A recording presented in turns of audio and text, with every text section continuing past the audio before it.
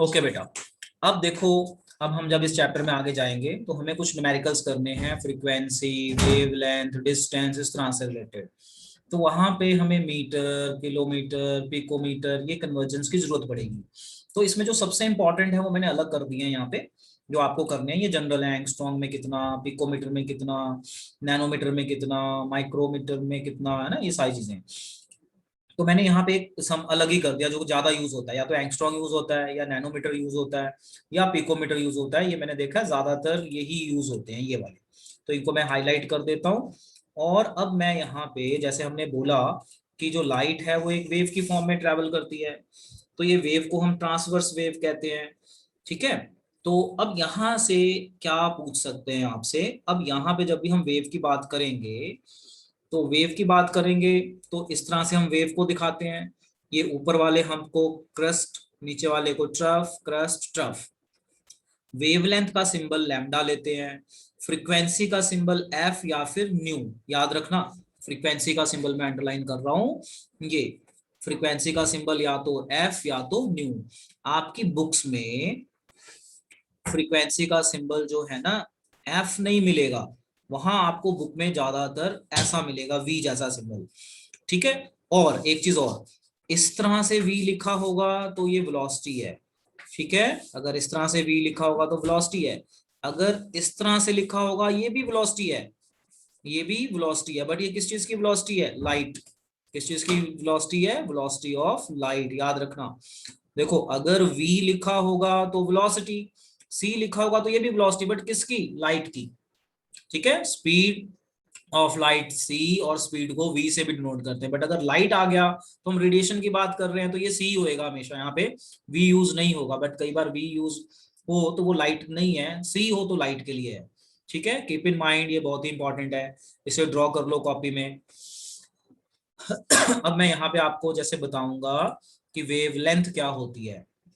तो दो consecutive crust के बीच का डिस्टेंस वेवलेंथ है, या जो दो ट्रफ के बीच का डिस्टेंस भी वेवलेंथ होता है।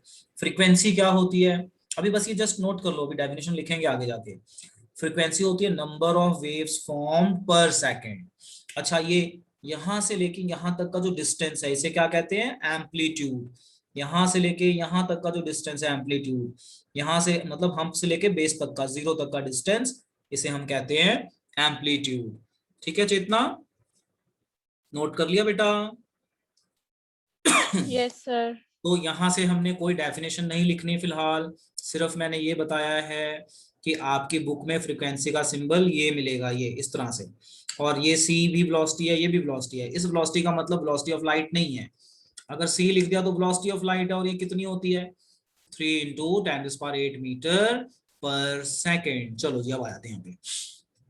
अब देखो यहाँ पे, अब हमारी यहाँ से डेफिनेशन शुरू हो जाती है। मैंने साइड में डेफिनेशन भी लिखी है, जस्ट ट्राई टू अंडरस्टैंड। इसको लिखना है, अब इसको दोबारा ड्रॉ करने की जरूरत नहीं है। यहाँ पे चार्ज ऑन इलेक्ट्रॉन हमने ऑलरेडी पढ़ रखा है पिछली क्लास में। मास ऑफ इलेक्ट्रॉन हमें ऑलरेडी पता है। सी मैंने बता दिया, velocity of light in air और वैक्यूम, 3 × 10⁸ मीटर पर सेकेंड। ये दोबारा बनाने की जरूरत नहीं है। अब टॉपिक है वेवलेंथ। What is wavelength? तो डेफिनेशन है, it is a distance between two consecutive crust and trough, and unit is meter, and 1 angstrom में 10⁻10 मीटर, and 1 नैनोमीटर में 10⁻⁹ मीटर। इसको लिखिए, बहुत इंपॉर्टेंट है। इसके ऊपर आपको न्यूमेरिकल्स भी मिलेंगे देखने को, वेरी वेरी इंपॉर्टेंट, ये नोट कर लीजिए। ओके बेटा, अब आ जाओ आगे। अब जब हम आगे चलते हैं तो अब हमारा टॉपिक आता है फ्रीक्वेंसी। एक सेकंड में कितनी वेव बनती हैं? नंबर ऑफ वेव फॉर्म पर सेकंड, इसे कहते हैं फ्रीक्वेंसी। फ्रीक्वेंसी का सिंबल एफ या फिर ये न्यू, ये वी जैसा ना, वी गोल बनाते हैं डिजाइन वाला, इसे फ्रीक्वेंसी कहते हैं। तो number of waves per second, तो फॉर्मूला हो गया f is equal to n into 1/t। Number of waves per second का क्या फॉर्मूला है? F is equal to n into 1/t। अगर नंबर ऑफ वेव 1 है तो फॉर्मूला हो गया f is equal to 1/t। तो जनरली हम 1 वेव के लिए बताते हैं, तो जनरली फॉर्मूला ये यूज किया जाता है फॉर 1 वेव। अगर एक से ज्यादा वेव हो तो n लगा देते हैं साथ में। अब ये हो गया यूनिट, अगर आप देखो तो इसकी यूनिट होती है हर्ट्स, HZ, और पर सेकंड कहते हैं। तो कोई आपसे पूछे कि व्हाट इज फ्रीक्वेंसी, तो बताइए नंबर ऑफ वेव्स फॉर्म पर सेकंड। जैसे मैं बोल रहा हूँ तो मैं एक सेकंड में कितने वर्ड्स बोल पाता हूँ, ये मेरी स्पीकिंग फ्रीक्वेंसी है। साइकिल चला रही हो तो एक सेकंड में टायर कितनी रोटेशंस लेता है, ये टायर की रोटेशन फ्रीक्वेंसी है। इसी तरह से जब लाइट मूव हो रही है तो एक सेकंड में कितनी वेव्स बन रही हैं, कितनी वेव्स चल रही हैं, उसे हम कहते हैं फ्रीक्वेंसी। तो नंबर ऑफ वेव्स फॉर्म पर सेकंड, तो वन, तो ये फॉर्मूला है नंबर ऑफ वेव्स बाय पर second means divide by time, और n की वैल्यू 1 होगी तो ये फॉर्मूला यूज होगा। मैक्सिमम हम ये फॉर्मूला यूज करते हैं। नंबर ऑफ वेव्स पूछे हों तो हम n लगा देते हैं साथ में, और यूनिट्स है हर्ट्ज और पर सेकंड। यस, अब ये भी फ्रीक्वेंसी हो गई। अब हमारी एक नई टर्म आ रही है, इस नई टर्म का नाम है वेव नंबर। अब ये वेव नंबर क्या होता है, लेट्स ट्राई टू अंडरस्टैंड। देखिए अब ये वेव नंबर क्या है, ये आप पहली बार पढ़ रहे हैं अब, और ये बहुत यूज होने वाली टर्म है यहाँ पे। एक तो पहली बार पढ़ रहे हैं और ये टर्म बहुत बहुत यूज होने वाली है। अब क्या होता है वेव नंबर, देखिए वेव नंबर को हम वी बार से डिनोट करते हैं। वी लिख के उसके ऊपर इस तरह से निशान लगा देंगे, इसे बोलेंगे वी बार। वेव नंबर की डेफिनेशन क्या है, number of wavelength per unit length. मतलब आप मान लो एक सेकंड में नंबर ऑफ वेव, जैसे ये वेव है तो एक नंबर, आपकी जो डेफिनेशन है ना जरा समझने की कोशिश करना, क्या कह रहा है, number of wavelength defined as a number of wavelength per unit length. मतलब एक स्केल ले लो, अपनी स्केल मान लो 10 सेंटीमीटर है, तो 10 सेंटीमीटर में कितनी वेव लेंथ आ रही है, उसे हम कहते हैं वेव नंबर। समझने के लिए आप ऐसे समझ सकते हो। तो what is wave number, it is defined as number of wavelength per unit length, its unit is reciprocal of wavelength. और सिंपल डेफिनेशन क्या है, रेसिप्रोकल ऑफ वेवलेंथ। तो कई बार बच्चों को ये डेफिनेशन याद नहीं होती, तो हम इसकी और डेफिनेशन याद करवा देते हैं कि कोई आपसे पूछे कि व्हाट इज वेव नंबर, तो यू सिंपली से it is reciprocal of wavelength. बस सिंपली से it is reciprocal reciprocal of wavelength, इसे हम कहते हैं वेव नंबर। और वेव नंबर वैसे समझना तो क्या करना है कि एक स्केल ले लो, जहां वेव बन रही है उस मान लो ये स्केल 10 सेंटीमीटर लंबा है, तो इस 10 सेंटीमीटर स्केल में कितनी लेंथ आ रही है वेव की, बस उसको मेजर करने को हम कह देते हैं वेव नंबर। तो इसे नोट कर लो, इसकी यूनिट क्या होएगी, पर मीटर या फिर पर सेंटीमीटर। तो वेवलेंथ छोटी छोटी लेंथ है या लंबी लेंथ है तो इस तरह से मीटर, सेंटीमीटर, किलोमीटर, नैनोमीटर और एंगस्ट्रॉन्ग, इस तरह से इनको मेजर किया जा सकता है। तो ये डेफिनेशन नोट कर लो, ये बहुत इंपॉर्टेंट है। बहुत बार ये वाली डेफिनेशन पेपर में आती है, और ये आपने 9th में नहीं पढ़ी तो ये आने के चांस ज्यादा होते हैं। कि what is wave number, it is reciprocal of wavelength और नंबर ऑफ वेवलेंथ पर यूनिट लेंथ, इसको हम कहते हैं wave number. Okay, so Chetna बेटा हो गया नोट? Yes sir. सान्या बेटा नोट हो गया? Yes sir. चलो ठीक है, आगे चलते हैं। अब ये आगे, यस, अब ये बड़ा अच्छा क्वेश्चन है। देखो कितना बढ़िया क्वेश्चन है। क्या क्वेश्चन है, कह रहा है derive relation between speed, wavelength and frequency. तो हम क्या करते हैं, यहाँ पे हमने खिचड़ी पकाई हुई है, ये सबको हम हटा देते हैं यहाँ से, और इसको हम करते हैं दोबारा, और इसको समझने की कोशिश करते हैं। और जो भी यहाँ पे हमारा डेरिवेशन करके जो फॉर्मूला आएगा, very important for doing numericals, very very important. अब क्या क्वेश्चन है, क्या आंसर है, समझो क्या कह रहा है। क्वेश्चन कह रहा है derive relation between speed, wavelength and frequency. तो हम लाइट की बात कर रहे हैं, तो देखो हमारा सॉल्यूशन किस तरीके से होगा। जो हमारा स्पीड है इसको हम मान लेते हैं c, ठीक है, और वेवलेंथ हमें पता है, वेवलेंथ होता है लैम्डा। फ्रीक्वेंसी को हम मान लेते हैं f। बुक्स में इस तरह से मिलेगा, f कम यूज करते हैं बुक में, ये वाला सिंबल यूज करते हैं, तो हम f मान लेते हैं ताकि हमें कंफ्यूजन ना हो। और मैंने इसका वेलोसिटी का सिंबल c मान लिया तो कंफ्यूजन कोई होएगी नहीं। अब देखो, अब हमें ऑलरेडी पता है स्पीड किसके बराबर होती है, स्पीड इज इक्वल टू, बताओ बेटा किसके बराबर होती है, डिस्टेंस अपॉन टाइम के बराबर होता है, ठीक है। अब हमने स्पीड को मान लिया c, डिस्टेंस की यूनिट क्या होती है बेटे, मीटर। वेवलेंथ की यूनिट क्या होती है, मीटर ही होती है ना, तो यानी जो हमारा डिस्टेंस है वो वेवलेंथ हो गया। तो ये फॉर्मूला आ गया लैम्डा इंटू 1/t, लिख सकता हूं, ऐसे कर देता हूं λ/t। बोलो यहां तक कोई दिक्कत, बोलो बेटे, कोई दिक्कत नहीं ना यहाँ No, तक? sir. ठीक है। No, sir. अब हम इस चीज को ऐसे लिख सकते हैं, c is equal to lambda into 1/t लिख सकते हैं, यहाँ तो कोई दिक्कत, ऐसे लिखो चाहे ऐसे लिखो, मैथ्स की टर्म है, लिख सकते हैं ऐसे, कोई दिक्कत नहीं है। बोलो बच्चों, नहीं है ना? अब हमें पता है कि जो फ्रीक्वेंसी होती है वो 1/t होती है, this we know frequency is equal to 1/t। बोलो, होता है ना? Yes, sir. बस हमारा यहां से फॉर्मूला आ गया, क्या फॉर्मूला आ गया, c is equal to F lambda 1/t, आपका f हो गया और लैम्डा ऑलरेडी था तो 1/t, ये हमारी एक डेरिवेशन हो गई जिसे हम यूज करेंगे, वेरी इंपॉर्टेंट।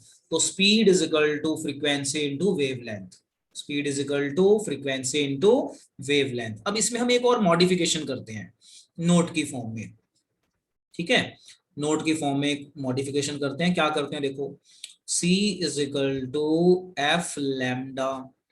अब मैं अगर f को एक तरफ कर दूं तो ये फॉर्मूला बन जाएगा c बाय लैम्डा। बोलो हाँ या ना, बनेगा? बोलो बेटा, यहां तक बनेगा ना? Yes, sir. Yes, Yes, sir. sir. अब ये बनेगा तो यहाँ पे एक और डेफिनेशन आ गई, क्या, तो f is equal to c into 1/λ भी बन जाएगा, फिर तो ये बन गया ऐसा। बोलो, बोलो बेटा, अब Yes, देखो Yes, sir. f Yes, is sir. Equal to c into wave number आ गया, नई डेरिवेशन आ गई एक। चलो अब ये दो डेरिवेशंस याद कर लो, और ये वाली तो बहुत यूज होती है while doing numericals. c is equal to F lambda, very important, c is equal to F lambda, याद कर लो। Velocity is equal to frequency into wavelength, velocity या speed is equal to frequency into wavelength, and frequency is also equal to velocity into wave number. तो ये दो derivations आ गई, ये वाली कंपटीशन में ज्यादा यूज होंगी, ये आपकी नॉर्मल यूज हो जाएंगी जब हम क्वेश्चंस यहाँ पे करेंगे। ओके, तो अब हमने ये चीज तो हमने कर ली, अब हम देखते हैं एक न्यूमेरिकल। अब आप देखो न्यूमेरिकल, इन न्यूमेरिकल्स में ना कैलकुलेशन में टाइम लगता है, क्यों टाइम लगता है, क्योंकि छोटी छोटी मतलब कैलकुलेशंस लेंदी हैं, और माइनस में है, पॉइंटों में है, बहुत टाइम लग जाता है कैलकुलेशंस को करने में। सो देखो, कह रहा है कैलकुलेट वेव नंबर, यानी वेव नंबर निकालना है ए पोर्शन में। तो वेव नंबर निकालने का क्या फॉर्मूला था हमारा, 1/λ, एंड फ्रीक्वेंसी। अब फ्रीक्वेंसी निकालने के हमारे पास दो फॉर्मूले हैं, F is equal to 1/t, और एक और फॉर्मूला है फ्रीक्वेंसी निकालने का, c is equal to F lambda. अब आप देख लेना गिवन क्या क्या है वो लगा लेना। समझ में आया बेटा मैं क्या कह रहा हूँ? बोलो जी, इतना समझ में आ गया कि हमारे पास फ्रीक्वेंसी निकालने के अब दो फॉर्मूले हो गए, f is equal to 1/t Yes. And c is equal to f by lambda. तो अब देखो इसको सॉल्व करके, लो लेट्स ट्राई टू अंडरस्टैंड। देखिए, कह रहा है कैलकुलेट वेव नंबर और frequency of yellow radiation, radiation दे दिया यानी लाइट, रेडिएशन बोल दिया ना, यानी लाइट यानी c, 3 × 10⁸, ये भी लिख देता हूँ यहाँ पे, याद रखना है, पेपर में बताया नहीं होगा कभी भी, कहीं पे भी रेडिएशन वर्ड यूज हो गया तो वेलोसिटी ऑफ लाइट, और वेलोसिटी ऑफ लाइट कितनी होती है, 3 × 10⁸ मीटर पर सेकेंड। चलो अब क्वेश्चन देखते हैं। अब क्वेश्चन में हमने वेव नंबर का फॉर्मूला लगाया 1/λ, हमें लैम्डा दिया हुआ था 5800 एंगस्ट्रॉम। अब एंगस्ट्रॉम को मीटर में चेंज कर लो, तो आपको याद हो तो मैं अभी कन्वर्जन्स बता के आया हूँ थोड़ी देर पहले, 1 angstrom is equal to 10⁻⁻10 metre, तो मीटर में चेंज कर लेंगे ऐसा ही फॉर्म में, तो इसमें चेंज करेंगे तो ये हमारा आ जाएगा, ऐसी इक्वेशन बन जाएगी 1/λ, ये डाला, और बस इसको सॉल्व करने में आपका टाइम लग जाएगा, काफी काफी टाइम लग जाएगा इसको सॉल्व करने में। देखो मैं बताता हूँ क्या तरीका है सॉल्व करने का। आप इस पावर को ऊपर ले जाओ, तो ऊपर ले गया तो ये हो जाएगा 10, इस 10 में से ना इसको 4 दे दो, तो ये हो गया आपका 10,000, तो 10,000 और ये डिवाइड कर लो, 4 दे दो इसको, है ना। तो इस तरह से करके आप इसको थोड़ा सा डिवाइड कर पाएंगे प्रॉपरली। तो टाइम लगेगा बेटा, आई नो इसमें बहुत टाइम लगता है, बहुत ज्यादा टाइम लगता है कैलकुलेशन में। अब आ जाओ फ्रीक्वेंसी निकालनी है। तो फ्रीक्वेंसी के हमारे पास दो फॉर्मूले हैं, फिजिकल टू 1/t, ये तो लगेगा नहीं क्योंकि टाइम दिया नहीं है। एक और फॉर्मूला है c is equal to F lambda, ये लग जाएगा क्योंकि हमें c पता है, लैम्डा हमें हम निकाल चुके, यहाँ से हमने लैम्डा दिया ही हुआ है वेव नंबर। वेव नंबर से आप लैम्डा निकाल लीजिए, है ना। यहाँ से आप लैम्डा निकाल लीजिए कैसे, वेव नंबर आपके पास आ गया है तो तो रेसिप्रोकल ऑफ कर इसका कर दीजिए, यहाँ पुट कर दीजिए। और दिया ही हुआ है बेटा, यहाँ पे क्या मैं बोल रहा हूँ, यहाँ दिया ही हुआ है, calculate the wave number, wave length तो दी ही हुई है ना, दिस इज वेव लेंथ, बस सीधा पुट कर दो, सॉल्व कर दो। चलो इसको नोट करो और मुझे बताओ। देखो बेटा, अब हमने ये एक न्यूमेरिकल किया इसके ऊपर, तो मैं इससे रिलेटेड आपको न्यूमेरिकल्स भेज देता हूँ, आप प्रैक्टिस कीजिए और you can open your book, एक दो न्यूमेरिकल और कर लीजिए जिससे आपको ये फॉर्मूला रिटेन हो जाए और आप इन चैप्टर्स के क्वेश्चंस को कर पाए। तो मेनली फॉर्मूला कैसे लगेगा और कैलकुलेशन कैसे करेंगे वो दिखा दिया आपको। अब एक हमारा थ्योरेटिकल टॉपिक आता है जिसे हम कहते हैं ब्लैक बॉडी रेडिएशन। अब ये एक नॉर्मल थ्योरेटिकल टॉपिक है, ब्लैक बॉडी रेडिएशन है क्या, तो ये पूछे जाने के भी चांस कम होते हैं। होता क्या है ब्लैक बॉडी रेडिएशन, एक नॉर्मल सी बात बताता हूँ। देखो ब्लैक बॉडी रेडिएशन का मतलब ये ब्लैक बॉडी नहीं होता, इसका मतलब होता है मान लो कोई भी बॉडी है, कोई भी सॉलिड ऑब्जेक्ट है, कोई भी बॉडी है, उस पर लाइट फॉल हो रही है, ठीक है, लाइट फॉल हो रही है और ये लाइट को एब्जॉर्ब कर सकता है, एब्जॉर्ब करने के बाद में उसको रिलीज करे, बाद में उसको क्या करे, रिलीज। तो इसी को हम कहते हैं black body. So black body are the substances which can absorb the radiations falling on their body, radiation falling on body and after that they emit, they release, emit करना या दे उसको रिलीज करना। जैसे मून है, moon, moon पे light fall होती रहती है, होती रहती है, होती रहती है, रात को सूरज छुप जाता है तो ये रात को लाइट हमारे अर्थ पे फेंकना शुरू कर देता है, दिन भर एब्जॉर्ब करता है, रात को हमें एमिट करता हुआ नजर आता है, तो अर्थ, तो हम मून को एक ब्लैक बॉडी कह सकते हैं। या मान लो आयरन रॉड है, आयरन रॉड, इसको हीट करो तो पहले ये हीट एब्जॉर्ब करता जाएगा, करता जाएगा, करता जाएगा, फिर इतना गर्म हो जाएगा कि ये रेड कलर रिलीज करना शुरू करेगा, फिर व्हाइट कलर भी, और करते जाओ व्हाइट कलर रिलीज करना शुरू कर देगा। तो यही होती है black body. So what is black body, just for your knowledge कि ब्लैक बॉडी कहीं पे टर्म यूज हो तो आप समझ जाना इसका मतलब क्या होता है, कि वो सब्सटेंस जो लाइट को एब्जॉर्ब करे और फिर उसको रिलीज कर दे उसे हम ब्लैक बॉडी कहते हैं, रिलीज करेगा तो उसे ब्लैक बॉडी रेडिएशन कह देते हैं। देखो जी, the ideal body which emit or absorb all frequency is called black body। कि लाइट फॉल हुई, एब्जॉर्ब कर गया, फिर बाद में एमिट कर रहा है, and the radiation emitted by such a body called black body radiations। ठीक है जी, the exact frequency distribution of emitted radiation from a black body depends on its temperature। बोलो, तो ये टेम्परेचर में डिपेंड करता है। जैसे आयरन है, आयरन को हीट करते जाओ, रेडिएशन दोगे तो हीट होगा, करते जाओ तो रेड कलर रिलीज करेगा, फिर और करते जाओ, फिर और अलग अलग तरह के कलर रिलीज करेंगे, तो ये सारा ब्लैक बॉडी में आ गया। तो इसको मोटा मोटा समझे तो जस्ट डेफिनेशन और कुछ नहीं, कि ब्लैक बॉडी का टर्म आपको पता होना चाहिए कि ब्लैक बॉडी क्या है, कि कोई ऐसा ऑब्जेक्ट जिसपे लाइट फॉल हो रही है, लाइट फॉल हो रही है, लाइट फॉल या कोई रेडिएशन आप दे रहे हो और ये कर रहा है एब्जॉर्ब, उसके बाद एब्जॉर्ब करने के बाद में ये उसे एमिट करता है, एमिट, एमिट उसको रिलीज करता है, एमिट करता है, तो उसे हम नाम दे देते हैं ब्लैक बॉडी रेडिएशन और कुछ नहीं है। और जो कलर होगा वो डिपेंड करता है उसकी फ्रीक्वेंसी क्या है, क्योंकि हम पीछे पढ़ के आए ना कि इलेक्ट्रोमैग्नेटिक स्पेक्ट्रम की जो कंपोनेंट है ये वेव के बहुत सारे हैं अरेंजमेंट में, तो अगर हमें दिख रहा है तो वो विजिबल रेंज में आएगा, हमें नहीं दिख रहा तो वो अलग अलग रेंज में है ना, अलग अलग कोई फ्रीक्वेंसी हो सकती है। हमारी आंखों को सारे कलर तो दिखते नहीं है, सारी इलेक्ट्रोमैग्नेटिक वेव नहीं दिखती, इंफ्रारेड नहीं दिखती, यूवी नहीं दिखती, माइक्रोवेव नहीं दिखती, कई चीजें हैं। और खाना गर्म कर देती है माइक्रोवेव, दिखती कहाँ है, हमें नहीं दिखती।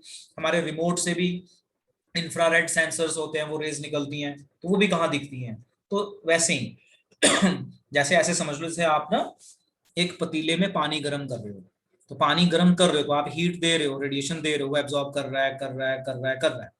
अब आप हीट करना बंद कर दो, तो हीट करना बंद कर दोगे तो क्या वो ठंडा नहीं होता, या गर्म ही रहता है पूरा टाइम? ठंडा होता है ना।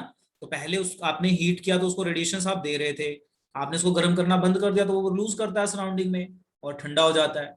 तो ऐसे ही होता है, उसको हम क्या दे सकते हैं, ब्लैक बॉडी।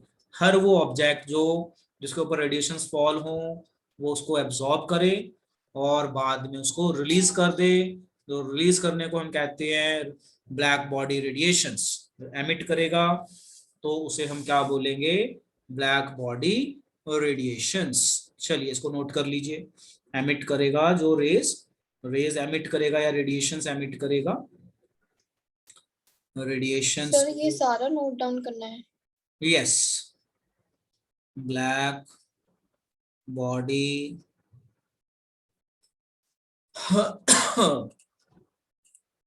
Black body